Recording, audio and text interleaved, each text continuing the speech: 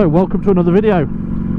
Today we've got the treat of this fantastic Panigale V4 Speciale, the original special version of the launch Panigale V4 when it came out. Let's see how it rides.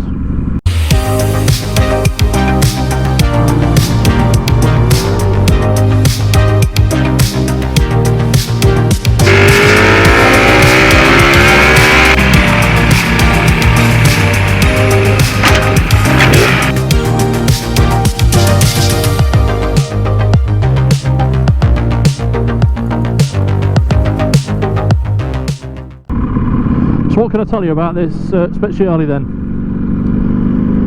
So I think horsepower as standard on the standard V4S at the time was 214 horsepower.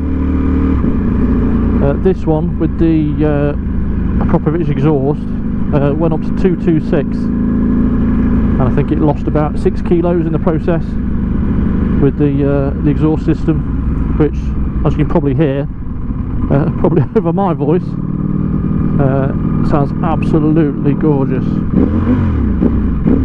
See, it is pretty loud, I won't lie. It's one of the loudest exhaust systems you'll find, and your neighbours will definitely know if you've got one of these and start it up in the morning. So yeah, 226 horsepower from the V4 motor. Very docile at low speeds like this when we're stuck in traffic at the minute. Very tall first gear, being the V4 on the twin, and still, like most of the big Panigales, not very happy at low speed. Anything below sort of 15 mile an hour, you really need the clutch on this. But again, that's not what this bike's made for. This one, it did have the option of the magnesium wheels. It's just got the standard V4S wheels on it as it came, as standard, if you know what I mean. You've got a few Rizoma trinkets, so you've got a filler cap, you've got rear sets, and a few carbon touches around the place. It does come with a brake lever guard as well, but the owner of this one's got bar end mirrors, which actually work quite well. And I've got them on mine, so I'm used to using bar end mirrors, so these are absolutely fine. And it's got the old indicators up front. Also with it you have a numbered plaque, so there's 1,500 made of these worldwide. And then if you looked after it, but if you bought from new, I believe you actually got a model of the engine with the number on it as well. I think you might have got a bike cover with it as well, and a GPS module for track work.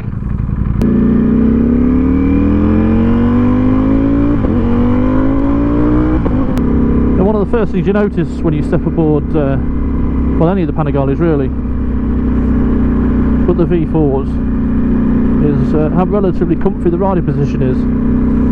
I've actually just got back off a 998, which is in another video that I've done, and in comparison this is like an armchair. Feels very similar to my 1199. It's actually quite a generous riding position, which the Panigales have always had to be fair, but just bimbling along now, you know, it really wants to go, and encourages you to go faster than probably you can do on normal roads. I expect this is an absolute beast on track.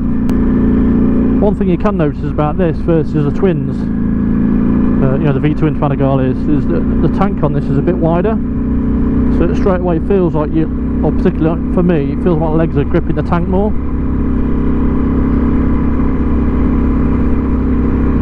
Imagine when you're on track, that'd feel a lot better. I find mine's quite thin at the front. It's tricky sometimes to get clamped on when you're braking hard. For this, I don't think could have that problem. We're going through a little village at the moment. You can just hear it off the walls and the houses. I'm wearing earplugs and it feels like I'm not.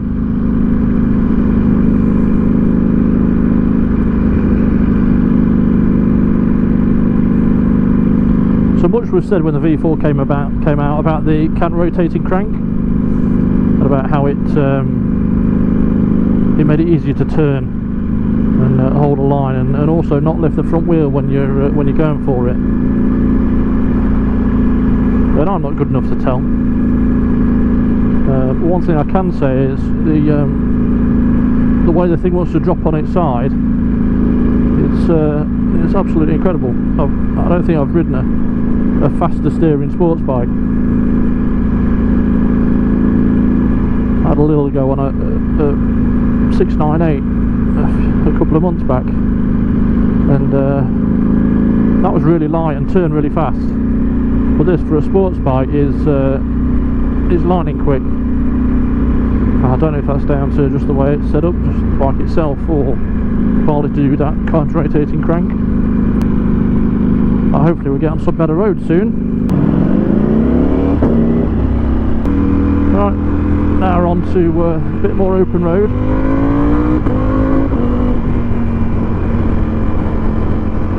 You really don't need to provoke this thing to be getting yourself down the road and get yourself into some quite serious trouble quite quickly.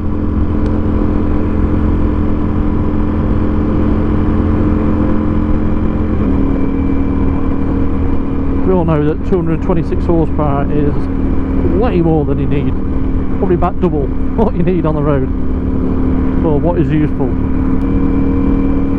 It feels absolutely Herculean.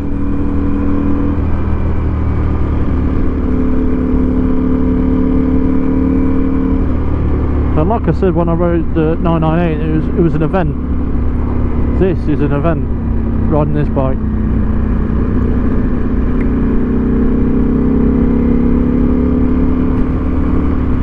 It's pretty effortless around the corners as well. Like I say, that quick steering, but it also means if you only need a little bit of angle, it almost feels lazy around the corners. I know it sounds the opposite to what you'd think, but the fact you don't have to put any effort into getting it around the corner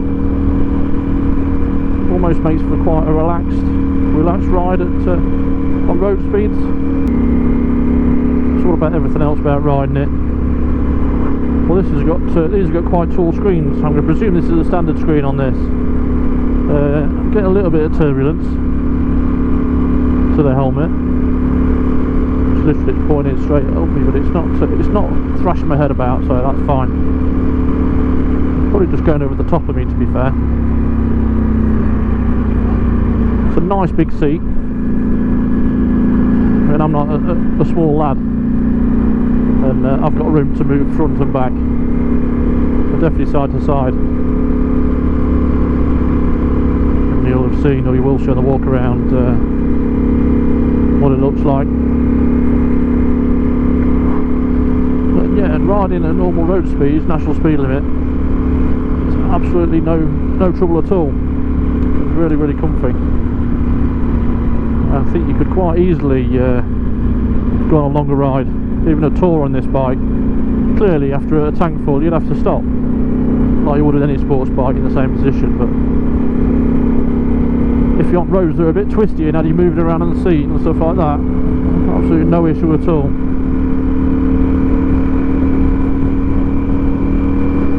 No issue at all. So when new, this bike was £35,000 when it was new,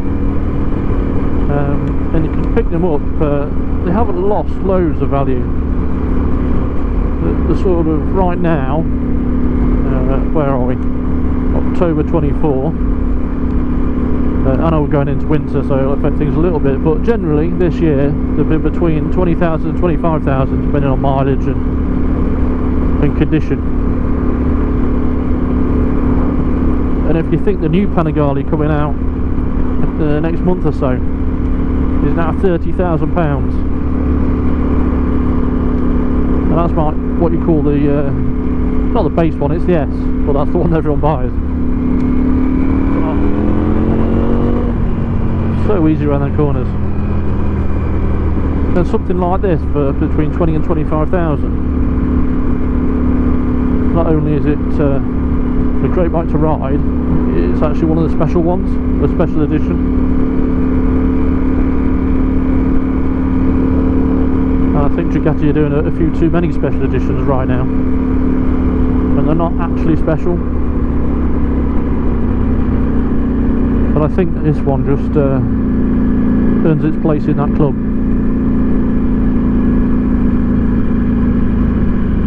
as a special machine. So here she is then. See the tricolore paint scheme differs from the standard. And at the front, got the number board, Speciale motif.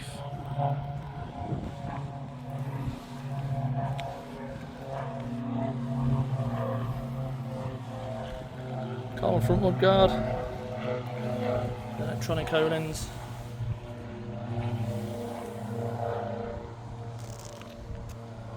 Down the side, Zoma rear sets, and the Akrapovic exhaust, and different belly section. So you've got the carbon frame covers. I think that came with it. Normally you would have a lever guard. There was only a lever guard there, but this owner's got mirrors. It's actually worked quite well. Going across the top, got Rizoma fuel cap.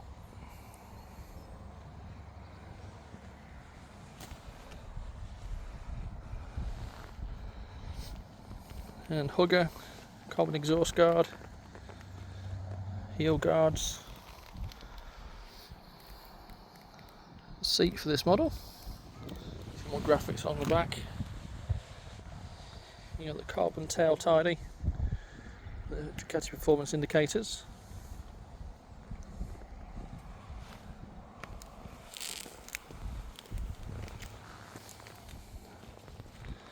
You can see that swing arm cover, chain guard,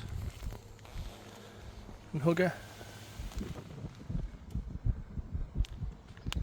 And those rear sets again, sprocket cover and carbon. I think these are all extras with this model, if I'm honest. But she's a bit of a looker, isn't she?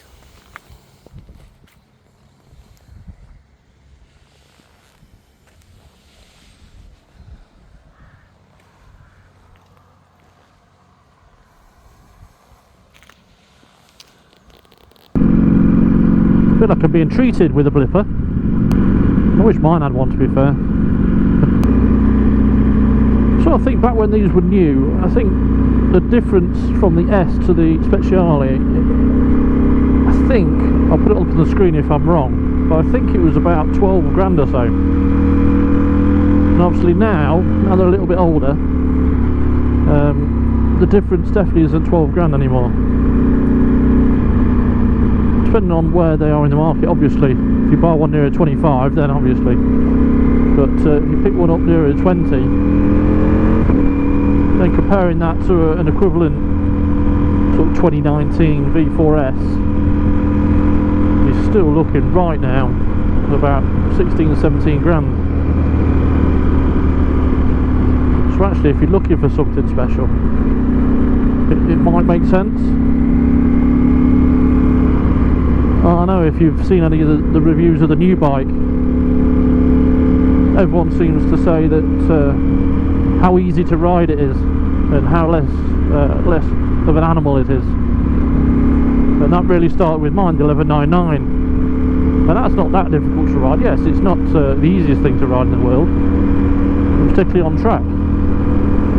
It's a bit of a bugger at times. But this is night and day in comparison to the 1199.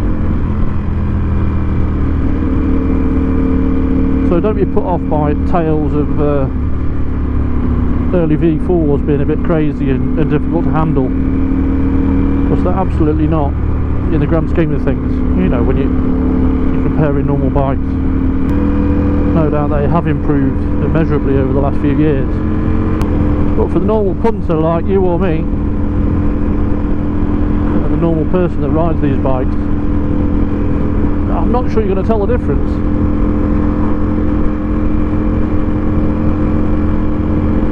So even though this one's 5 years old, it still rides like it's brand new. I mean, granted, I think it's still on less than 3,000 miles in those 5 years.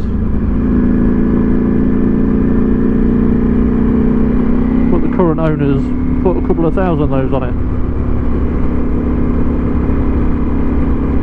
And fair play to them as well, because these things are meant to be ridden, not put away on display. Although they do a pretty good job of that. They are pretty enough to put on display. But these should definitely be ridden. The thing is about this bike, you're not going to use this bike for your regular commute. This is definitely a high days and holidays type of bike. And if you're brave enough, a few track days. But to live with day to day, if you were riding it every day, I'm sure the noise would get on your nerves. So it is loud. Everybody knows you're coming. And when it comes to track days, you can only get on the loud ones. That all sounds very practical to me. Speaking of practicality, they do like a drink, these V4s. So I've got a couple of friends with V4s. Now this one seems to get slightly better miles per gallon than somebody else's that I know. So slightly different exhaust system, slightly different tune. But you can see the fuel light come on as low as 70 miles. Sometimes you can nudge that towards 100 if you're very careful. But yeah, a touring bike it is not when it comes to fuel range. But again, that's not what it's for, is it? It's there to go as fast as you can and look as good as you can while you're doing it. So I think if you're in the market for a new 20 to 25 grand sports bike, rather than going out and buying the latest and greatest S1000RR or even a brand new Panigale, I think the specialness of these and the fact that it is so easy to ride and it's just as powerful. I mean, 226 horsepower, that's ridiculous on a road bike.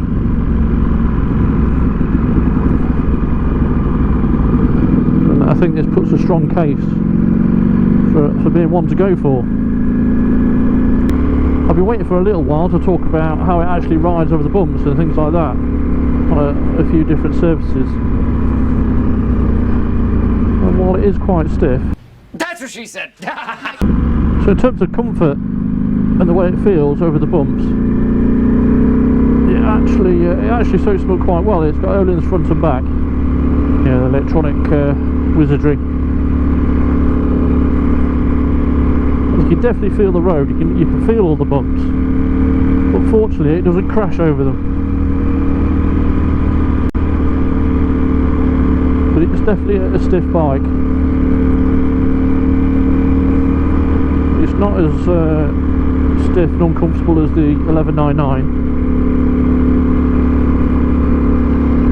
It's a bit more play. Slightly different frame design and more advanced suspension compared to the 1199. But you can feel its stiffness, but it's not breaking my back. It's so easy to tip it into corners, especially low ones, low speed ones like that roundabout.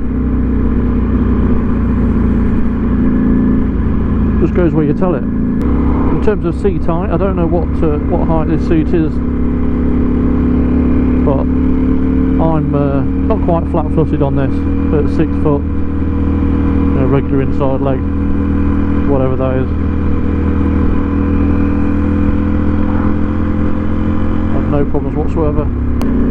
So I'm not sure there's anything else I need to say about this bike. If I had the money, would I get one? Yes, absolutely I would. The issue then is, would I ride the 1199? The answer is probably not, because I'd always want to take this out, because this bike's incredible. And like I said earlier, they're not there to be to just sit in the garage or on display. They're there to be ridden. That's absolutely what you should be doing with them. So if you liked the video, please like, do subscribe. It does really help the channel. Leave a comment. Tell me if you've had one, or even one of the normal V4Ss. Tell me what you think. Am I right? Am I wrong?